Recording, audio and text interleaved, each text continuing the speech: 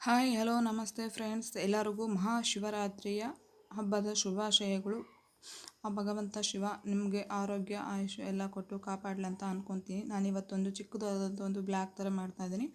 ನಮ್ಮ ಊರ ಹತ್ರನೇ ಇರ್ತಕ್ಕಂಥ ಶಿವಾಲಯ ಅಂತ ದೇವಸ್ಥಾನ ಇದೆ. ಅಲ್ಲಿ ಎಲ್ಲ ದೇವರ ಲಿಂಗಗಳ ಪ್ರತಿಷ್ಠಾಪನೆ ಮಾಡಿದ್ದಾರೆ. ಆ ದೇವಸ್ಥಾನಕ್ಕೆ ಹೋಗಿದ್ದೀವಿ. ನಿಮಗೂ ತೋರಿಸೋಣ, ಚೆನ್ನಾಗಿರುತ್ತೆ ಅಂದ್ಬಿಟ್ಟು ತೋರಿಸ್ತಾ ಇದ್ದೀವಿ. ಇಲ್ಲಿ ಬಂದುಬಿಟ್ಟು 12 ಲಿಂಗಗಳನ್ನು ಪ್ರತಿಷ್ಠಾಪನೆ ಮಾಡಿದ್ದಾರೆ. ಒಂದೊಂದೇ ಲಿಂಗದ ನೇಮನ್ನು ಹೇಳಿದ್ದೀನಿ. ಕಾಣಿಸ್ತಾ ಇರುತ್ತೆ, ಕೆಲವೊಂದು ಕಾಣಿಸಲ್ಲ, ಲೈಟಿಂಗ್ಸ್ ಇರೋದ್ರಿಂದ ಅಷ್ಟೊಂದು ವಿಡಿಯೋದಲ್ಲಿ ಚೆನ್ನಾಗಿ ಕಾಣಿಸಿಲ್ಲ. ಎಲ್ಲ ದೇವ್ರದ್ದು ಇದೆ.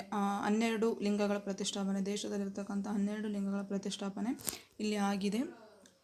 ನೀವು ನೋಡ್ಬೋದು, ತುಂಬ ಚೆನ್ನಾಗಿದೆ ದೇವಸ್ಥಾನ. ಮಾತ್ರ ನೋಡೋದಕ್ಕೆ ತುಂಬ ಚೆನ್ನಾಗಿದೆ. ನಾವು ಅಷ್ಟೇ ಬೆಳಗ್ಗೆ ಮನೆಯಲ್ಲಿ ಪೂಜೆ ಎಲ್ಲ ಮುಗಿಸ್ಕೊಂಡ್ಬಿಟ್ಟು ಸಾಯಂಕಾಲ ಟೈಮ್ ಬಂದಿದ್ದು. ನಾನು ಅವತ್ತು ಉಪವಾಸ ಇದ್ದೆ, ಅದಕ್ಕೋಸ್ಕರ ಸಾಯಂಕಾಲ ಟೈಮಿಟ್ಟು ಹೋಗ್ಬಿಟ್ಟು ದೇವರಿಗೆ ಹಣ್ಣು ಕಾಯಿ ಎಲ್ಲ ಕೊಟ್ಟು ಪೂಜೆ ಮಾಡ್ಕೊಂಡು ಬರೋಣ ಅಂತ ಸಾಯಂಕಾಲ ಟೈಮ್ ಬಂದಿದ್ವಿ ನಾವು.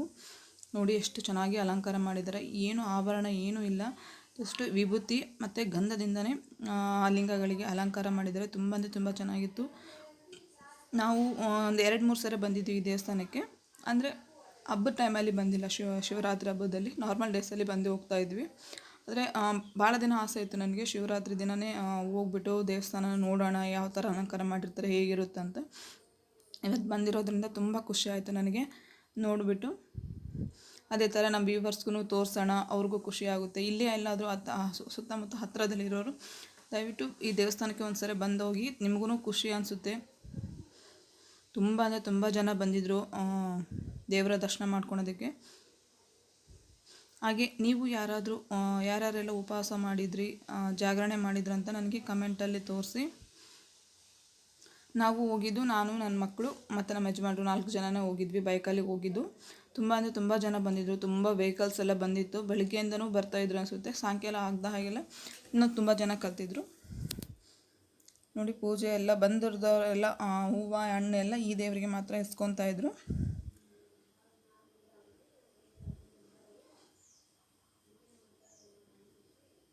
ನಿಮಗೆ ವಿಡಿಯೋ ಇಷ್ಟ ಆಯ್ತಂದರೆ, ಹೇಗಿದೆ ಅಂತ ಅನಿಸಿತ್ತಂದರೆ ನೋಡಿ, ಕಾಶಿ ವಿಶ್ವನಾಥ ಅಂತ ದೇವರ ಲಿಂಗ ಇದು.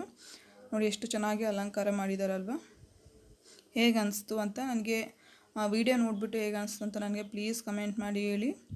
ಇದು ತ್ರಯಂಬಕೇಶ್ವರ ಅಂತಂದ್ಬಿಟ್ಟು 3 ಲಿಂಗಗಳಿದ್ದಾವೆ, ಅದಕ್ಕೆ ಇದಕ್ಕೆ ತ್ರಯಂಬಕೇಶ್ವರ ಅಂತ ಹೆಸರು ಇಟ್ಟಿದ್ದಾರಂತೆ.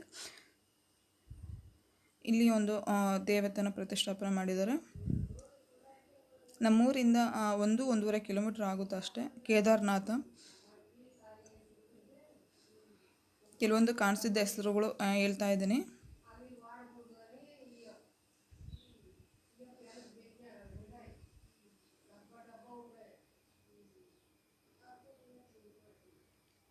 ಇದು 12 ಲಿಂಗಗಳನ್ನು ಪ್ರತಿಷ್ಠಾಪನೆ ಮಾಡಿದ್ದಾರೆ. ಹಾಗೆ ಬೆಳಗ್ಗೆ ಎಲ್ಲನೂ ತುಂಬ ಕಳಸ ಎಲ್ಲ ಇಟ್ಬಿಟ್ಟು ಪೂಜೆ ಮಾಡಿದರು. ಹೋಮನೂ ನಡೆದಿತ್ತು ಅನಿಸುತ್ತೆ. ಗೊತ್ತಿದ್ದರೆ ಬೆಳಗ್ಗೆನೇ ಬರ್ಬೋದಾಗಿತ್ತು. ಮೇಲ್ಗಡೆ ಎಲ್ಲ ಆ ಲಿಂಗಗಳಿಗೆಲ್ಲ ಸೂರ್ಯನ ಬೆಳಕು ಕಿರಣಗಳು ಬರಬೇಕಂತ ಮೇಲೆ ಓಪನ್ ಪ್ಲೇಸ್ ಆಗೇ ಬಿಟ್ಟಿದ್ದಾರೆ. ನೋಡಿ, ಇಲ್ಲಿ ರಂಗೋಲಿಯಿಂದ ಈಶ್ವರನ ಎಷ್ಟು ಚೆನ್ನಾಗಿ ಬಿಡಿಸಿದ್ದಾರೆ ಅಂತಂದ್ಬಿಟ್ಟು. ನೋಡಿ, ತುಂಬ ಜನ ಇದ್ದಾರೆ, ಎಷ್ಟು ರಶ್ ಇದೆ ದೇವಸ್ಥಾನ ಅಂದ್ಬಿಟ್ಟು. ನಾವಿನ್ನೂ ಈ ಟೈಮ್ನಲ್ಲಿ ಇನ್ನೂ ಬಂದಾಗ ಇಷ್ಟು ಜನ ಇದ್ದರು. ಆಮೇಲೆ ಸಾಯಂಕಾಲ ಆಗ್ತಿದ್ದ ಹಾಗೆ ಎಲ್ಲ ತುಂಬ ಜನ ಬಂದಿದ್ರಂತೆ. ತುಂಬ ರಶ್ ಇತ್ತು ದೇವಸ್ಥಾನನೂ. ನನ್ನ ಮಕ್ಕಳು ಇಲ್ಲಿ ಏದಕ್ಕೆ ಹಂಗಿದ್ದಾರೆ ಅಂತಂದರೆ, ಬರೋ ಟೈಮ್ನಲ್ಲಿ ಹೊರಗಡೆ ಎಲ್ಲ ಆಟ ಸಾಮಾನೆಲ್ಲ ಇಟ್ಟಿದ್ರು, ಬೇಕಂದ್ಬಿಟ್ಟು ಆಟ ಮಾಡ್ತಾಯಿದ್ರು. ಅದಕ್ಕೋಸ್ಕರ ಹೀಗೆ ಮುಖ ಊದ್ಸ್ಕೊಂಡಿದ್ದಾರೆ. ಹೋಗುವಾಗ ತೊಗೊಂಡು ಹೋಗೋಣ ಅಂದ್ರೂ ಕೇಳ್ತಾ ಇಲ್ಲ, ಬೇಕಂತ ಹಠ ಮಾಡ್ತಾಯಿದ್ರು.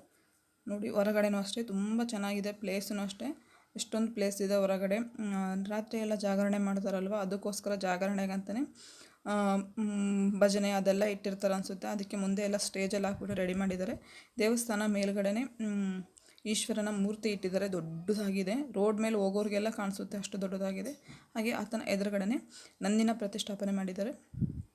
ಹಾಗೆ ಬಂದು ಭಕ್ತಾದಿಗಳಿಗೆಲ್ಲ ಪ್ರಸಾದಕ್ಕೆ ಅಂದ್ಬಿಟ್ಟು ಪ್ರಸಾದನೂ ಮಾಡಿಸಿದ್ರು. ಹುಗ್ಗಿ, ಅನ್ನ, ಸಾಂಬಾರು, ಬದನೆಕಾಯಿ ಎಲ್ಲ ತುಂಬ ಚೆನ್ನಾಗಿತ್ತು.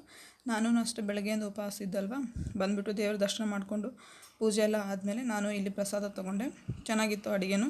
ನೋಡಿ ಎಷ್ಟು ಜನ ಬಂದಿದ್ದಾರೆ, ಎಲ್ಲ ತುಂಬ ಕಡೆಯಿಂದ ಬಂದಿದ್ದಾರೆ ಜನ ಎಲ್ಲ.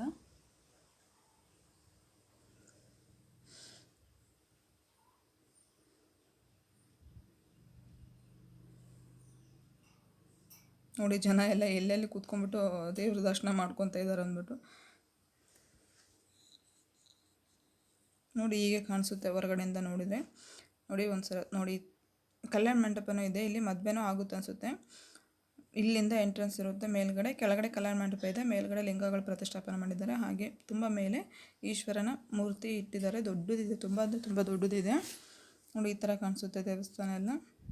ಇದು ವಿಡಿಯೋ ಮಾಡೋಂತ ನನ್ನ ಮಗನ ಕೈಯಲ್ಲಿ ಕೊಟ್ಟಿದ್ದೆ, ಅದಕ್ಕೋಸ್ಕರ ಆ ಥರ ಎಲ್ಲ ಮಾಡ್ಕೊಂಬಂದಿದ್ದೇನೆ. ನೋಡಿ ಫ್ರೆಂಡ್ಸ್, ನಿಮಗೆ ಈ ವಿಡಿಯೋ ಇಷ್ಟ ಆಯ್ತು ಅಂದರೆ ಪ್ಲೀಸ್ ಲೈಕ್ ಮಾಡಿ. ಹಾಗೆ ನಾನು ಈ ಥರ ಬ್ಲಾಗ್ ಮಾಡೋದ್ರಿಂದ ನಿಮಗೆ ಖುಷಿ ಆಗುತ್ತೆ. ಈ ಥರನೇ ಮಾಡಿ ಅಂತಂದರೆ ನೆಕ್ಸ್ಟು ಇನ್ಯಾವುದು ದೇವಸ್ಥಾನಕ್ಕೆ ಎಲ್ಲ ಹೋದಲ್ಲೆಲ್ಲ ನಾನು ಈ ಥರ ವಿಡಿಯೋ ಮಾಡಿಬಿಟ್ಟು ಹಾಕ್ತಾಯಿರ್ತೀನಿ. ಪ್ಲೀಸ್ ಆ ಥರ ಮಾಡಿ ಅಂತ ಕಮೆಂಟ್ ಮಾಡಿ ಹೇಳಿ, ನನಗೆ ಮಾಡೋದಕ್ಕೆ ಇಷ್ಟ ಬರುತ್ತೆ. ಹಾಗೆ ವಿಡಿಯೋ ಇಷ್ಟ ಆಯಿತು ಅಂದರೆ ಲೈಕ್ ಮಾಡಿ. ಇನ್ನೂ ಯಾರೆಲ್ಲ ಚಾನಲ್ ಸಬ್ಸ್ಕ್ರೈಬ್ ಮಾಡಿದೆ ನೋಡ್ತಾ ಇದ್ದರೆ ಫ್ರೆಂಡ್ಸ್, ಪ್ಲೀಸ್ ಸಬ್ಸ್ಕ್ರೈಬ್ ಮಾಡ್ಕೊಳ್ಳಿ. ಮತ್ತು ಮುಂದಿನ ವಿಡಿಯೋ ಸಿಗೋಣ ಫ್ರೆಂಡ್ಸ್. ಅಲ್ಲಿವರೆಗೂ ನಮಸ್ಕಾರ.